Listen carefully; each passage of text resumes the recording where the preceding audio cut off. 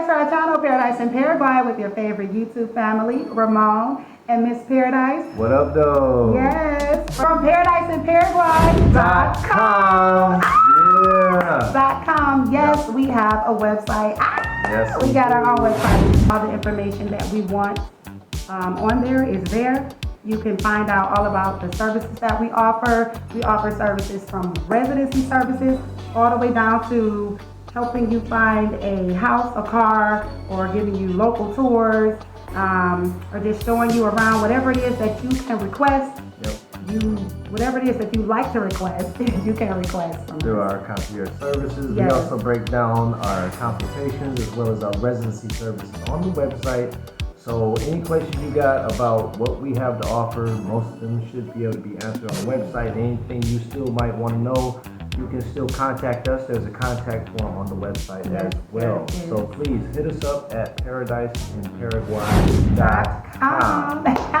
So we also have a blog. Yep. So we are giving you guys inside, a little bit of an inside, viewpoint. Kind of our experiences from the past. Give you a sneak peek of what we necessarily made the videos for and whatnot. It's a bit easier to get content onto a blog, especially being parents of three wonderful but loud children. So we don't always find the time to pump these videos out, but we're trying to be able to disseminate content in other ways as well.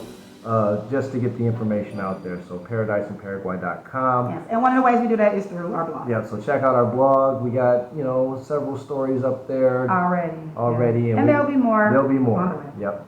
So I'm coming down the pipeline. Hey. Yep. All right, so you guys, let's get into it. I know that you guys saw the title.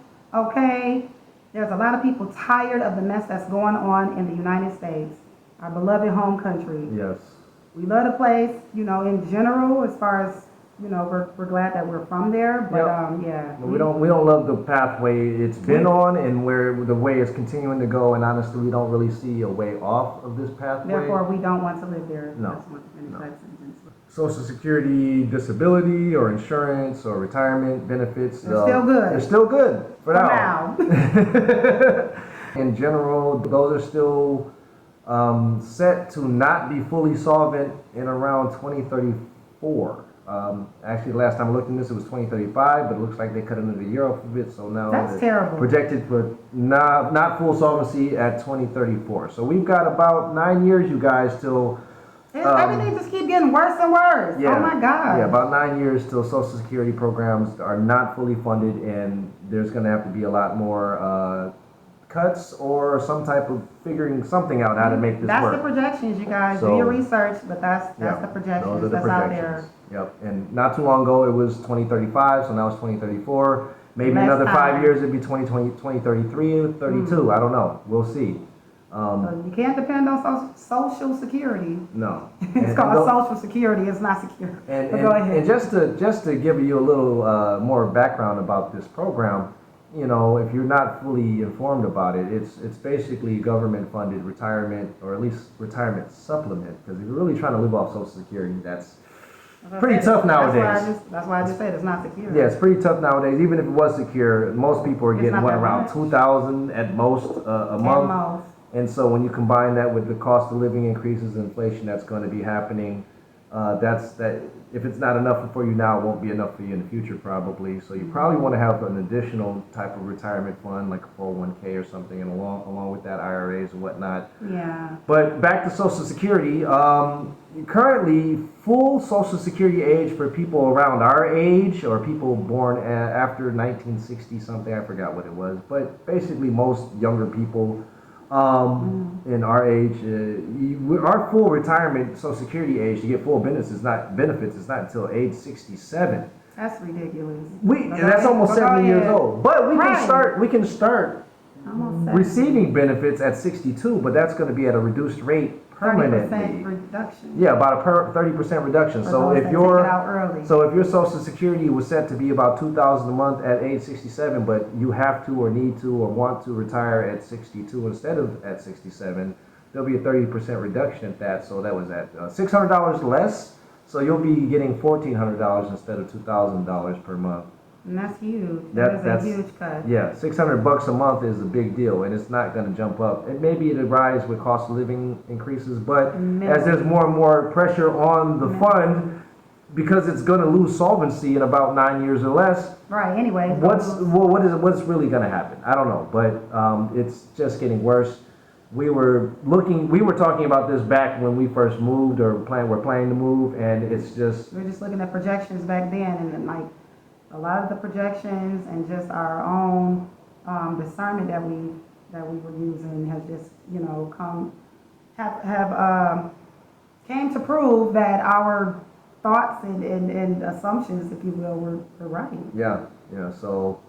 Unfortunately, we didn't want it to be this way, but we were just like, we really think these things are, you know, things are about to spiral out of control in more than one way, and that's exactly what's been proven to happen. Yeah, that's what's been going on. So let's just go back and talk about this shutdown a little bit. Again, this is the longest shutdown in the history of the United States. Yeah, so let's talk about the history. Yeah, a little bit of history. Now, a little bit of a breakdown. Now, from my point of view, our point of view, 9-10 years ago, we were saying, pretty much guessing that things were going to be getting worse.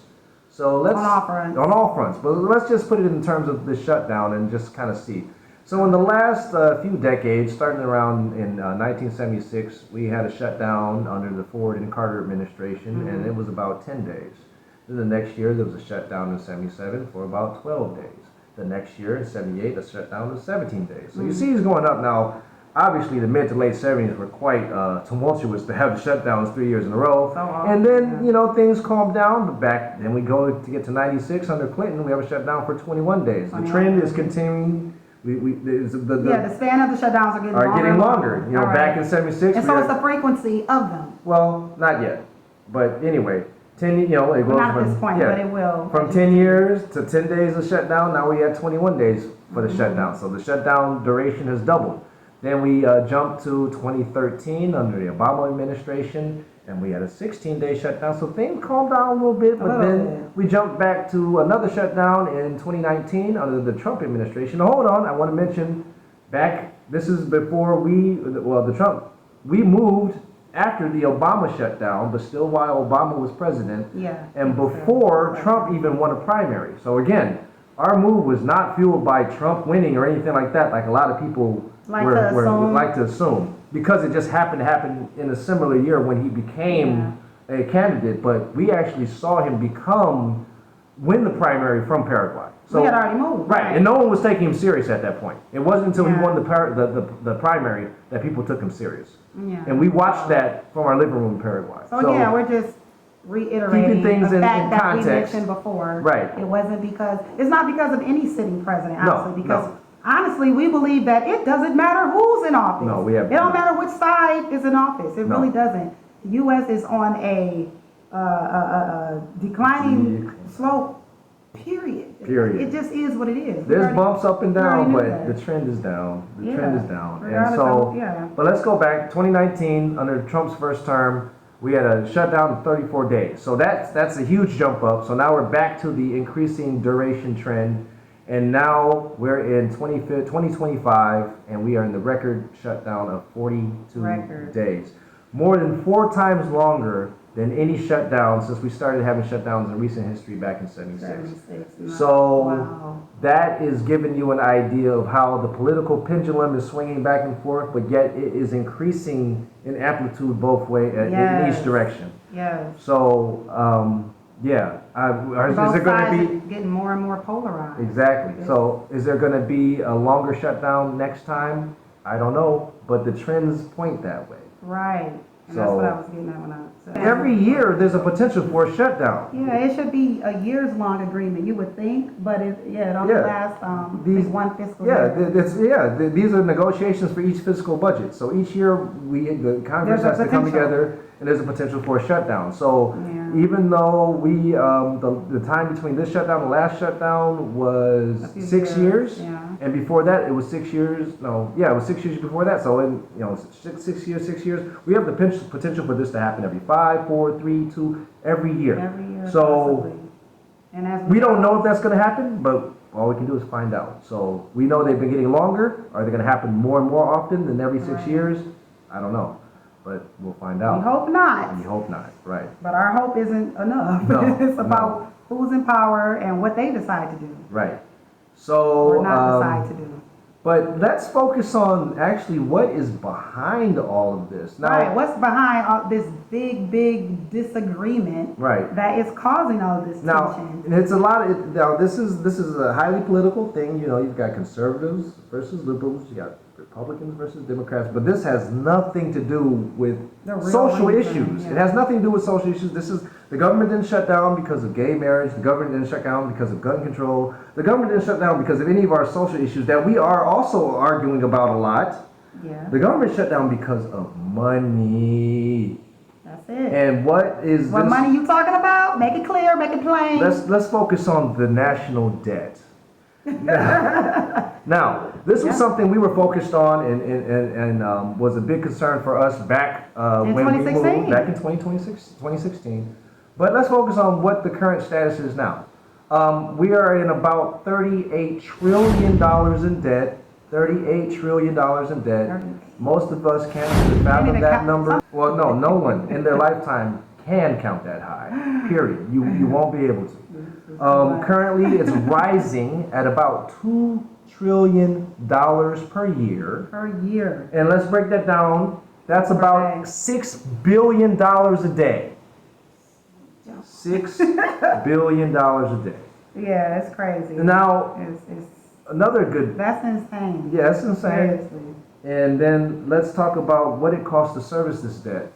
Now, when we say first service this debt, you know, when you got credit card debt and whatnot, you only pay the minimum payments. You know, a lot of us have been there. I'm sure a lot of us are paying minimum payments right A now lot of people are because. there right now because Exactly. ain't nobody got no money there. So that's exactly what the U.S. government is doing. We're paying minimum payments. We're not paying the principal at all. We can't afford to do that. We are paying the interest payment. And right now, that is about $1 trillion per year that we are paying. That's about what we pay to operate our military, The military, which is the largest military in the world by far. Yeah. And there's about an equal amount of that going to debt servicing, just interest, not principal. So, It's not getting yeah. better. No, so let's rewind a bit back to when we moved and what we were looking at back then. So back then it was just under 20 billion. So we're at 38. It was at a little under 20. It's almost doubled. It's Right. almost doubled. Yeah. Back then, it was rising at about 1.4 trillion a year. Now we're rising at 2 trillion a year. So you see, that's gone up.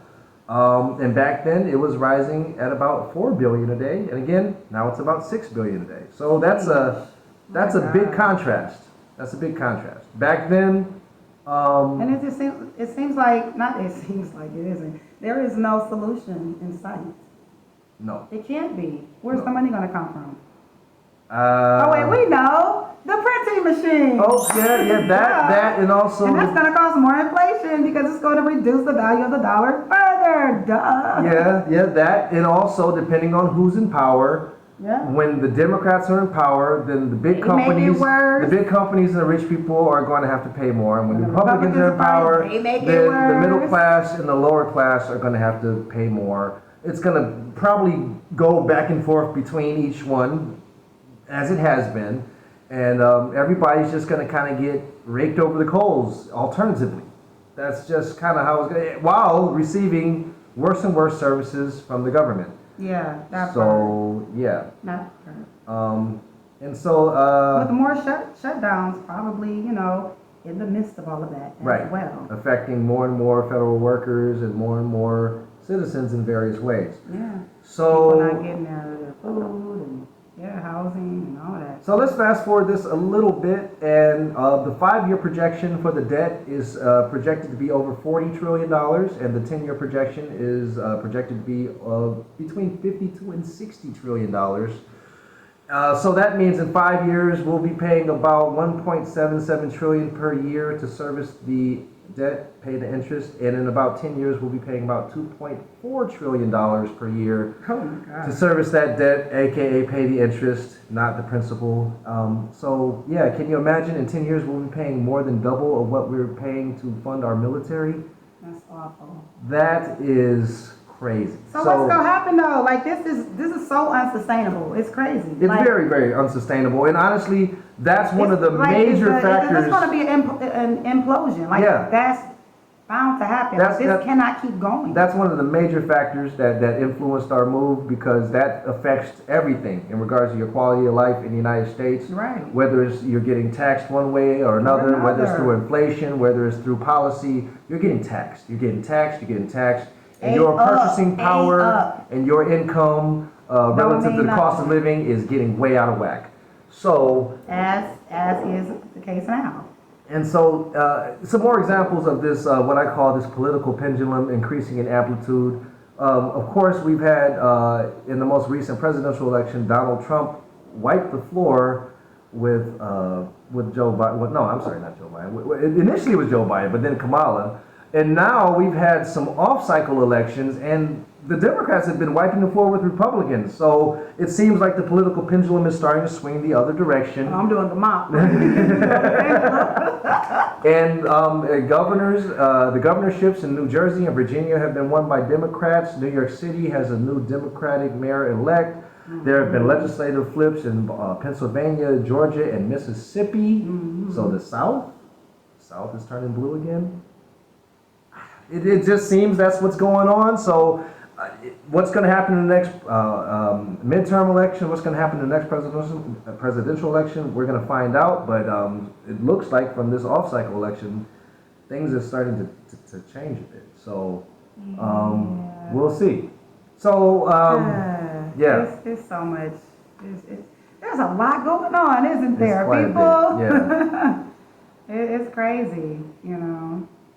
And these types of problems don't just happen in the United States. Let's touch on that for a minute. No, they're not happening just in the U.S. A lot of these type of economic instabilities and social problems and stuff like that the United States is experiencing and have been experiencing, is also experienced in other westernized countries or developed countries. Yeah, and honestly, it's a developed country disease or something. And it's kind of well, let's get into another example. And now I know most of our viewers would not consider Argentina a fully developed country like the United States, but relatively speaking, it's pretty developed. For those that don't know, it's not like Bolivia or even like here in Paraguay as far as GDP or whatever. No, it's quite developed for South America, and it's had quite a bit of political pendulum going back and forth to the point where they have had so many economic issues to the point where we actually just bailed them out. Trump just decided to bail Argentina out with $20 billion, but what is going on with our country?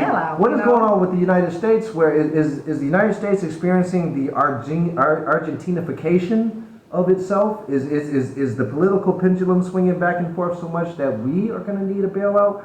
But who will be able to bail the greatest, the richest country out? Well, actually, can it be argued that we've already been receiving bailouts for decades in the form of the treasury bills we've been selling has us in this debt that we're in right now?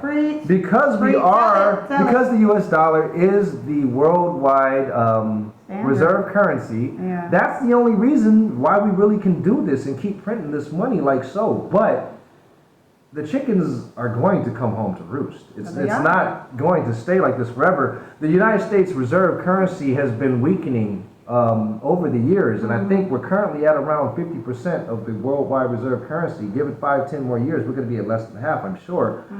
We got BRICS with their alliance. They're adding more and more countries to their alliance, so that's weakening the reliance on the dollar. Yeah. And so the trends are the dollar. Trends are trending. The trends are trending, and it's not good in the United States' favor. And getting back to this political brouhaha between the Republicans and the Democrats, who really has a solution? Because, you know, it doesn't matter It what doesn't color the matter. tablecloth and the curtains are on the Titanic when it's still sinking. If it's right, if It the don't ship matter goes if it's blue. gonna It sink. doesn't matter if it's red. The ship is sinking. It don't matter if it's plaid, polka dot, stars on it. So, you know, while there's still lifeboats available, you might want to hop on one. Come on now. That was a word. That was a word. And that's kind of where we come back and circle back to ParadiseInParaguay.com. So, if you're fatigued, There you go. if you're getting developed country fatigue, if you're getting political fatigue from wherever you Are are, you getting broke fatigue? are you getting Because social fatigue, whatever type of fatigue, inflation fatigue, Right.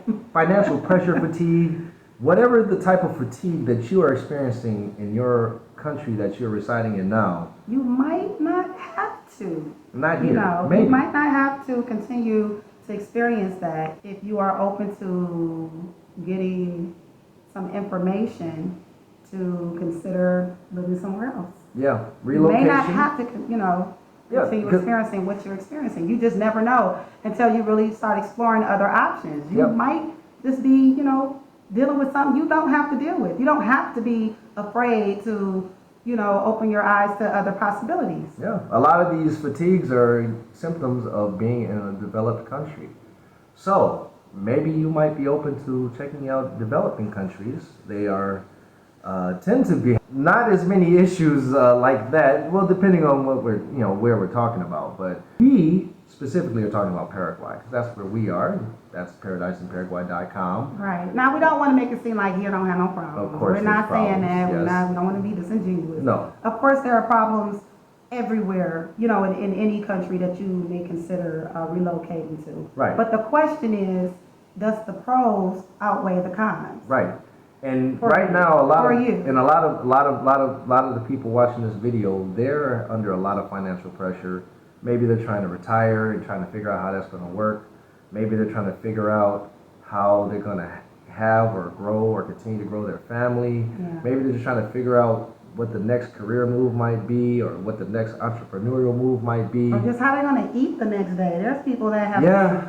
faced with the decision on, am I going to eat today, or have more than one meal today, or am I going to pay my rent? Yeah. You know, can I Yeah. put gas in my car, or can I pay this medical bill because I have an underlying health condition and I gotta go to the doctor on a regular basis, Yep. and these bills keep piling up. Like there's so many situations. And with cost of living projected to continue to increase and wages projected to continue not to increase at the same rate, that's a problem. That's a big problem. That's been a problem we've been living through recently, and it's a problem that it seems like we're going to continue to live through in regards to people still in the United States, at least.